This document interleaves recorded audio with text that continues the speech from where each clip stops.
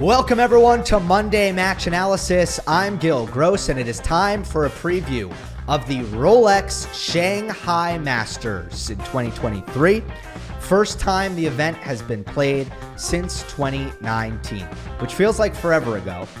So my first activity was remembering what happened in 2019. I wanted to see what was my prediction and what actually ended up happening. So here's my prediction slide from 2019.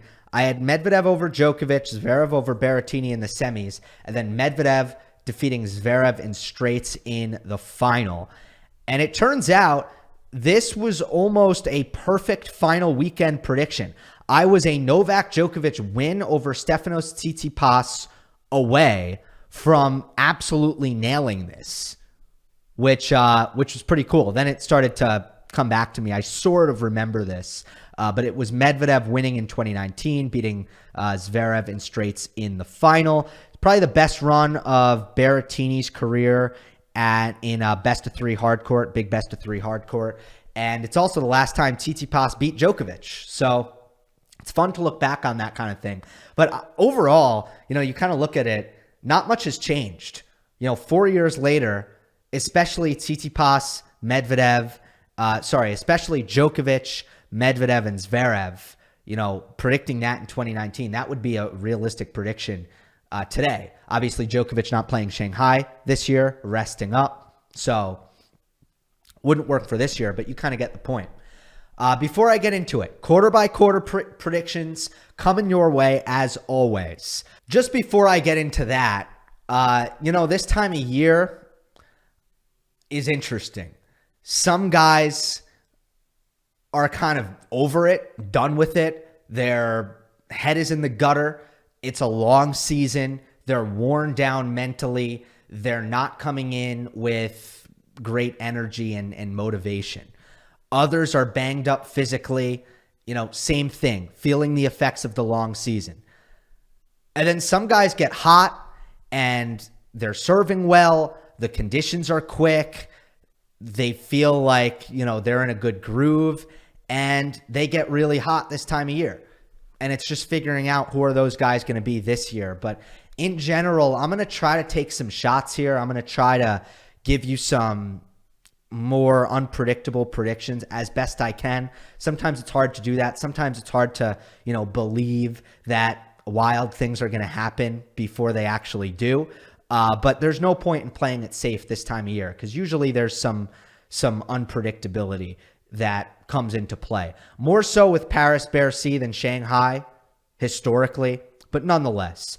Conditions-wise, it's really, really quick. And I'm coming into these predictions assuming that it's going to be how Shanghai has played in the past, which is really the fastest conditions on the circuit, especially as far as hardcourt goes. Like maybe some of those grass court lead-ups to Wimbledon are quicker, but other than that, Shanghai is pretty much at the top of the court speed index.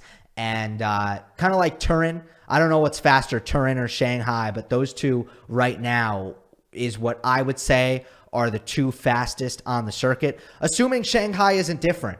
And that's where I'm kind of nervous coming into these predictions, because, you never know if something changes from 2019 to 2023. But we're going to assume it's still fast conditions where you're going to see big servers do well, as you saw in 2019. I mean, look at the semifinal lineup: Tsitsipas, Medvedev, Berrettini, Zverev. All those guys pretty much are servers. And you're going to see a lot of offense, great offense rewarded in these conditions. I think that's everything I wanted to say. I guess housekeeping before I fully get into it. I haven't watched the Beijing semis. I'm going to do content on that, and I'm going to start, I'm going to get to watching it as soon as I'm done recording this and posting it. Carlos Alcaraz's quarter. He's got Taylor Fritz, Francis Tiafoe, Karen Khachanov, Grigor Dimitrov, Nicholas Jarry, and Yuri Lehechka. Oh, plus Dan Evans. I threw an "and" there too quickly. My dark horse here is Yosuke Watanuki. My upset alert is Francis Tiafoe. And this is just a coincidence. No early popcorn, by the way. It's just a coincidence that when I first really looked at Watanuki play in person, it was against Tiafoe in Miami. And Francis got through that one in 3 sets, but it was a super high-quality match. And ever since then, I've been wanting to see more from Watanuki and anticipating that at some point, he's going to make some sort of a splash. Overall this year, he's only 7-9 at tour level, which isn't horrible, but obviously isn't great. But what's really kind of gotten him on my radar for this week is what he did last week. He made the final at the Shanghai Challenger. And I'm not exactly sure what courts those are played on, but I did watch a little bit of that, and it was clear that they were lightning quick. So I have a feeling he's going to be really comfortable and dialed in when it comes to the conditions, confident about his form, and there is some draw opportunity as well. His first round opponent is Jerry Shang, who he beat. I think it was the semifinals of the Shanghai Challenger last week. He beat Jerry Shang in straight sets. Quick shout out to Jordan Thompson. I really like the tennis that he's played in fast conditions all year. I thought about making him the dark horse, but his last 2 events have ended in retirements. That fact alone is really going to scare me away from putting Jordan Thompson in the dark horse spot. As far as upset alert, Tiafoe, just don't really trust his motivation. Don't trust his focus. It's been a little bit inconsistent all year long. He's 6-7 against top 50 players on hardcourt this year. That's a pretty wild stat. For Tiafoe to be below 500 against top 50 players on hardcourt this late in the year just kind of shows that he's been inconsistent. And this is not exactly, the North American hardcourt swing where that Tiafoe is going to be completely locked in. So I'm not feeling great about Francis coming into this week. There's a couple of seeded players that I considered here for the quarters, especially if you look at the bottom section with Francis, Nicholas Jarry, Jiri Lehechka, and Taylor Fritz. Fritz, I don't mind. He has been a little bit better in North America this year than he's been everywhere else. 9 of his 13 quarterfinals this year have come in North America. Khachanov, it looks like he's kind of back in form. He won the title, I should say, in Zhuhai. So, that would suggest that the injury that kind of prevented him from being a factor whatsoever over the course of the North American hardcourt swing, he's kind of worked his way back into form after that injury. Nicholas Jarry is in here. I love what I've seen from him. Looked great in Beijing. I just think he needs time to organize his feet. Keep in mind, Beijing was not fast. Beijing was a pretty slow hardcourt where, the balls were fluffing up and it was pretty slow there. So Shanghai might be a little quick for Nicholas Jarry. And Dimitrov, continues to be so consistent. 16-1 since Roland Garros against players ranked lower than him. 16-1. Incredible. Ultimately, I went with a bit of a surprise here, and that is Carlos Alcaraz defeating Jiri Lehechka. Yeah. Lehechka has won 8 of his last 11 matches. Winston-Salem and Davis Cup, mostly where those wins come from. And he's one of those young players who I like at this time of year. It's still new to him. It's still fresh to him. He's not going to take any week for granted. He's going to be excited to play week in and week out. And motivation is not going to be an issue. And we see young players sometimes do well this time of year because of that. Plus, his aggression is going to be rewarded in these conditions. He hits the ball absolutely huge, and he does not waste any time going after his shots and looking to create offense. Sometimes that has resulted in overly erratic play, but when you see the risk reward, I'll put it this way. When you see the reward side of things start to kind of catch up to the risk side of things, that's where a player like Lehechka is going to start to kind of see more results out of his highly aggressive style. The safe pick here would have been Taylor Fritz. Fritz and Lehechka have played a bunch of times this year, 3 times. And Taylor's won all 3. But it's been close enough. In fact, it's been, relatively, it's been quite close overall. Close enough where I could see Lehechka getting him here. So that's where I decided to take a shot with Yuri Lehechka. And Carlos Alcaraz, I like the draw for him. You know, as consistent as Dimitrov has been, as much as I trust Karen Khachanov, as much as I like what I've seen from Nicolas Jarry, this is not a bad draw for him whatsoever. Between Dan Evans and Dimitrov and Khachanov, those are the seeds actually in his eighth. Yeah, I think things have shaped up pretty well for Alcaraz and his quarter. So I put him through. Let's go to Stefanos Tsitsipas' quarter. Top seeds are Tsitsipas, Rublev, Tommy Paul, Cam Norrie, Alejandro Davidovich Fokina, Jan-Lennard Struff, Adrian Manarino, and Hugo Humbert. My dark horses here are Aslan Karatsev and Matteo Arnaldi. My upset alert is Cam Norrie. And I do have an early popcorn match in this quarter. It is Davidovich Fokina versus Arthur Fils, which has been an early popcorn before. And it is there once again. I will start with my dark horses. Karatsev, just a guy who I don't want to see on these really fast hard courts. These are perfect conditions for someone who just wants to take the ball on the rise and be offensive. This is also the time of year where he broke through in 2020. Matteo Arnaldi didn't have a hard court win on tour before the U.S. Open. He made the fourth round in New York. He looked really good in Beijing this week. Young player with a lot of confidence. Again, that's what I look for. But the court speed might be an issue. I don't know. We'll have to see. But as I said, Beijing was a little bit slower than this. Ultimately, sometimes I think confidence and form just, override a good fit in conditions. And I like what I've seen from Arnaldi, and I think he can continue this positive stretch in the calendar. Upset alert is Cam Norrie. Still only 3 wins since Wimbledon. Highest ranked win among those 3 was against 83 in the world, Alexander Shevchenko.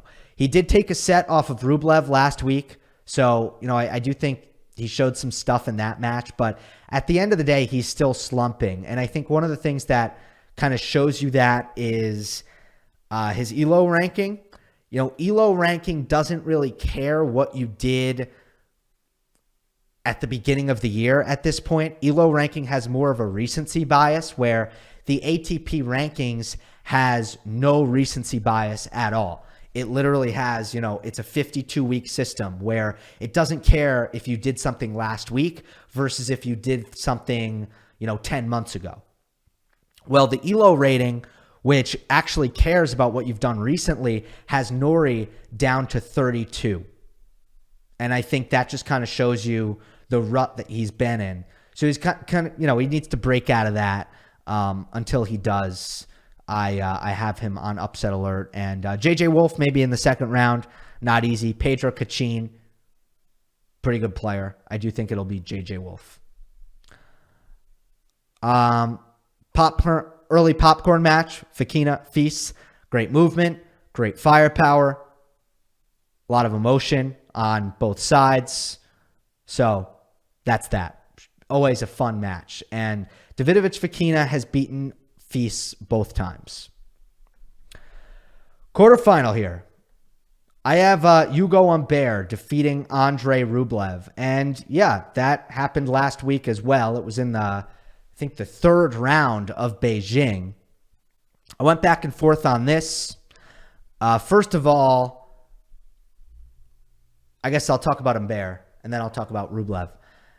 Humbert all year has been putting in good work at the challengers, and some weeks on tour level have been positive as well.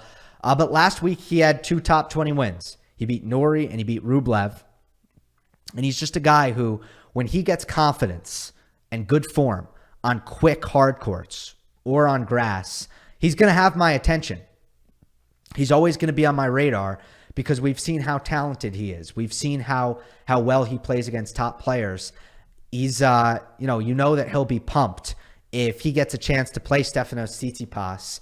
He just always plays those matches so well. He's literally got I think, a winning record against top 20 players in his career, which is crazy for a guy who hasn't spent much time at all in even the top 30. I mean, he sniffed it, for a hot sec, but he hasn't spent much time there. Conditions are great for him. He's so deadly off both wings with his precision, how early he takes the ball and redirects. And he just seems like someone who could reemerge this year around this time. So I'm taking a shot here on Hugo Humbert. I do have Andrei Rublev making the quarters. Crazy thing with Rublev, I was looking at it. Obviously, the highlight of his season has been winning Monte Carlo, that Masters 1000 title that had eluded him before this year. But other than that, he's been bad at the Masters this year. I know that's kind of, it's weird and kind of hard to notice, but he has not made a Masters 1000 quarterfinal other than Monte Carlo all year long. I don't really like his draw with Karatsev and Mannarino as well. Mannarino coming off the title. I don't really trust him to hold up physically after he wins a title or after he makes a final. That's kind of my thing with Mannarino. I mentioned that I think Karatsev is dangerous. But look, with Rublev, in general, super consistent on hard courts. I know he's going to care a lot. He always cares every week. I almost picked him in the semis. Ultimately, the real reason I went with Humbert was because I just haven't loved Rublev's level since Bostad. Other than maybe a couple of the U.S. Open matches he played, like I thought against Monfils he played really, really well, for example. I have not been that impressed with his level after Bostad at any point for an extended period of time. I also prefer more medium pace courts for him. I think this is a little quick. So I went with Humbert. I told you I wanted to throw in some wild card picks, so to speak. And Humbert is a guy in form, talented guy, but that would be quite a turn in kind of the trend in Hugo Humbert's career. It's been a long time since he's made a big run at a big tournament. Holger Rune's Quarter. He's the number 3 seed. He's got Casper Ruud, Alex de Minaur, Hubert Hurkacz, Lorenzo Musetti, Tomas Martin Etcheverry, and Christopher Eubanks. My dark horse here is Zhang Zhizhen. My upset alert is Talon Griekspoor. And my early popcorn is Stan Wawrinka versus Dusan Lajovic. Zhang Zhizhen. This might be a sentimental pick. It's kind of hard to know what you're going to get out of Zhang in general. And frankly, I don't know how he's going to handle the extra attention and the extra pressure of playing in China. But his career is very much on an upswing, and he is extremely talented in the power department. I don't love him when he has to move a lot, but the quicker the courts, the shorter the rallies, the better for Zhang Zhizhen. Obviously, those conditions give him the chance for the tennis to be played to that tempo. And the draw gives him a chance as well with Gasquet in the first round, with Etcheverry being the seeded player in the second round. I think enough comes together for me to throw Zhang Zhizhen in the dark horse. I'd love to see it. I'd love to get the home crowd, which hasn't seen live tennis in over 3 years, to get a nice little run out of Zhang Zhizhen. I don't know how realistic it is, but there's enough signs for me to pull the trigger and make Zhang the dark horse. My upset alert, Talon Griekspoor. I don't know that he's been an upset alert for me all year long, because in general, I've kind of been a little bit maybe too high on him in my predictions. But he's got to face Wawrinka or Lajovic in his first match. And I just think both guys, whoever wins that match, are just better ball strikers than Talon. So if he doesn't serve really well, or if he stays back too much in those head-to-heads, I think he'll be in trouble. And of course, that is my early popcorn.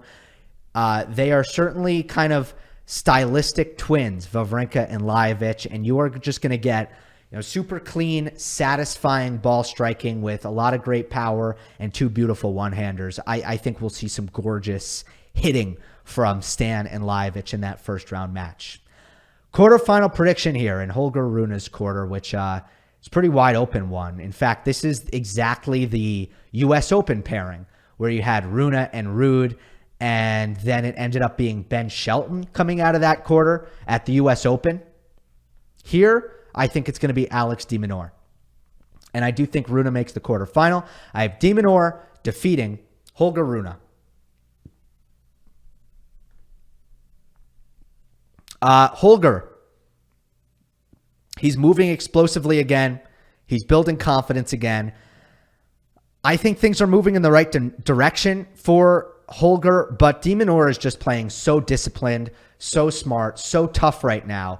I think he's the guy out of this quarter. He loves a slick court. Make no mistake. You know, you might think of de Minaur as a defensive player, but I mean, look at his results on clay. If that isn't all you need to understand that it's actually de Minaur wanting as quick a court as possible to try to make up for the fact that he's underpowered. It makes such a big difference for de Minaur when, you know, when he hits a good spot serve, he actually gets damage off of that, or off the ground from the back of the court, he's actually creating damage because the court is fast enough for him to do that. That is what is the key for de Minaur. Not to mention, you know, low bounce really helps his backhand. And you got to love how he's playing. You got to love it. So de Minaur, my pick out of this quarter. I'll shout out, like I'll address a couple of the other guys. You know, Ruud looked pretty good in Beijing, but again, those were slower conditions. He is 6-9 against top 100 players on hard court this year. Is there enough evidence for me to kind of reverse that on a really, really fast outdoor hard court? I don't think so. Hurkacz, you know, hard court Masters 1000. Hurkacz is always a guy to look at. And, you know, there's a chance that he can just serve his way through this in these conditions. But in general, I just don't trust him this year. And I don't know where he's at. You know, there was a lot of momentum for Hurkacz going into the U.S. Open. Unfortunately, he lost early once again in New York. I think illness played a factor in that match. But, you know, with the momentum and I think kind of the good vibes on his forehand side that were present coming into the U.S. Open, with the break in the action, all that's kind of out the window and is kind of back to where I feel, back to the norm with Hurkacz this year, where I just don't think he's breaking serve enough to be a reliable contender week in and week out. All right. Let us go to Daniil Medvedev's quarter. He is the number 2 seed. He's got Jannik Sinner, Alexander Zverev, Felix Auger-Aliassime, Ben Shelton, Francisco Cerundolo, Sebastian Baez, and Sebastian Korda. I didn't realize the 2 Sebis are in here. Another thing I'll say about the quarter before I get into my selections for Dark Horse Upset Alert and Early Popcorn. This is another repeat of the U.S. Open draw. Sinner versus Zverev, 4th round. Are you kidding me? I'll save my prediction there, but remember what I said at the U.S. Open. I said nobody got screwed like Jannik Sinner. Nobody.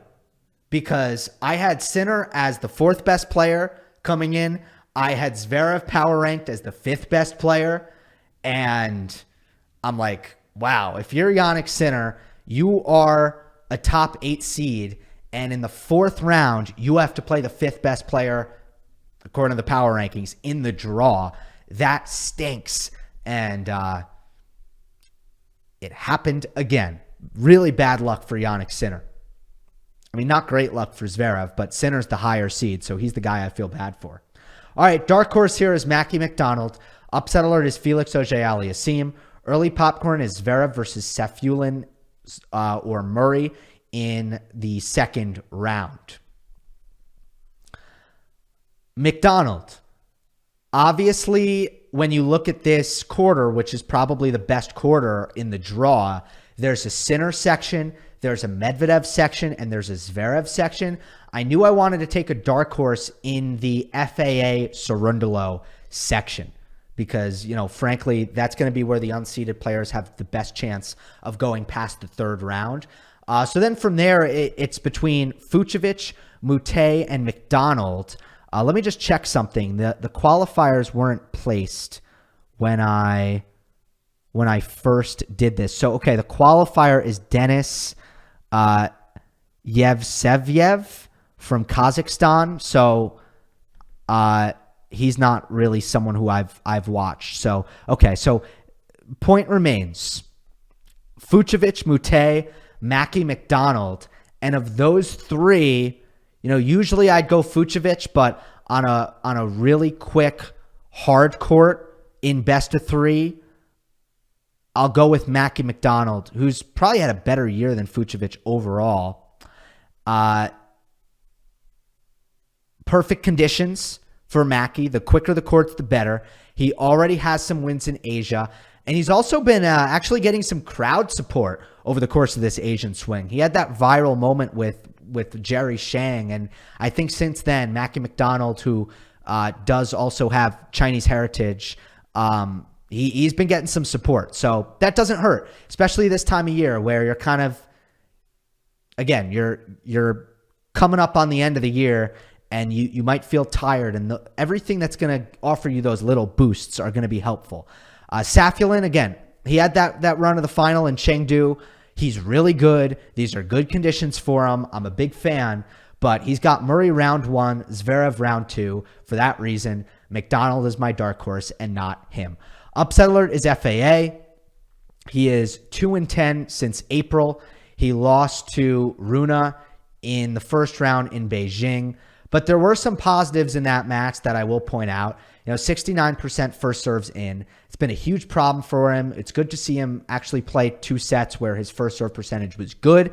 It's also the first time in 4 matches where he's been above 50% points won on his second serve. On the negative side of things, he still had a very low ace rate. It was 7%, which is, way below where he wants to be. So, look, I'm convinced that improvement with FAA needs to start with a great serving match, but in a strong quarter where a lot of the seeds I'm actually expecting good things from, I kind of have to default back to FAA as upset alert. I'm trying not to do that like every week, but as he still slumps. But for this quarter, I'm going to have to put Felix there again. Early popcorn, Zverev versus Safiullin and Murray. I think that should be an interesting one. Safiullin pushed Zverev. That would be a rematch of the final in Chengdu. Safiullin did take a set in that final against Zverev. And Murray would be interesting to see as well. Andy has played Sasha really well. Even since hip surgery, Andy's played some good matches against Zverev. Also, they don't like each other. My quarterfinal here is Medvedev defeats Zverev. That would be a repeat of the result we just saw last night. Medvedev versus Zverev. They've played a ton this year. What would this be? Like number 5 on the year? It's almost always close. It wasn't in Beijing. As I mentioned at the beginning of the video, I haven't watched the match yet. But in general, I think Medvedev manages nerves a little bit better when he plays Zverev. I think he tends to be a bit more daring when they play. And I've leaned Medvedev in this head-to-head for a long time, and I'm not going to stop now. I just think, they're similar players, but Medvedev kind of does everything a little bit better than Zverev. And I think backhand to backhand, where Zverev usually has makes a ton of progress. I think the way Medvedev's ball stays really, really low on Zverev's backhand actually gives Daniil the advantage in that kind of strength to strength battle. Zverev usually can't find the same strength can't really find much of an advantage forehand to forehand. So we'll see if we get that. I mean, obviously this is a great quarter. I will mention with Jannik Sinner, who is going to play the final in Beijing. I still don't fully trust his durability to the same extent that I like, Zverev's durability, even though it's not bulletproof. I still think it's a little bit better than Jannik's. And, he even kind of looked sick in the match before Alcaraz did Jannik. I'm always concerned for Sinner after a long physical week. I'm always concerned the next week. Whereas a guy like Zverev or a guy like Medvedev, I'm not quite as concerned. And just as I said at the US Open, Zverev is a bad matchup for Sinner. I'm always going to kind of like Zverev. I'm going to lean Zverev in that head-to-head, probably unless, I mean, I don't even know what conditions that wouldn't be the case for. I'm going to lean Zverev in that matchup. Sinner's power, Zverev's pace absorption is just really, really good against Sinner.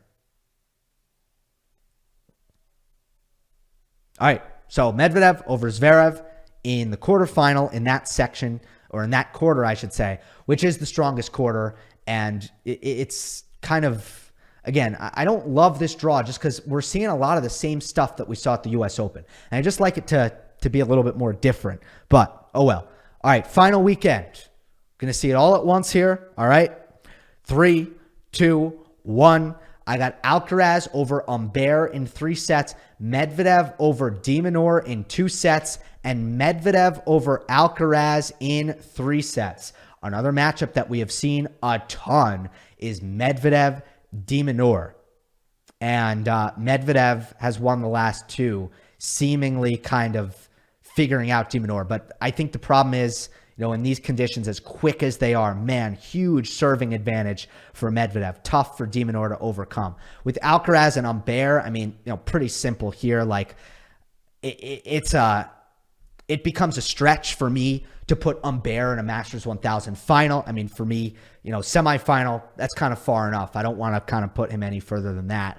And that leaves us with Medvedev, Alcaraz in the final, and I'm going Medvedev. I still think 8 years from now, we'll be looking at an Alcaraz advantage in this head-to-head. But first of all, I trust Medvedev more than I trust Alcaraz to get to the final. And I'll get to why in a moment. And second, these conditions are quick enough where we could see Medvedev's serve have a pretty big effect, just like it did in New York. Well, Medvedev did win that free points battle.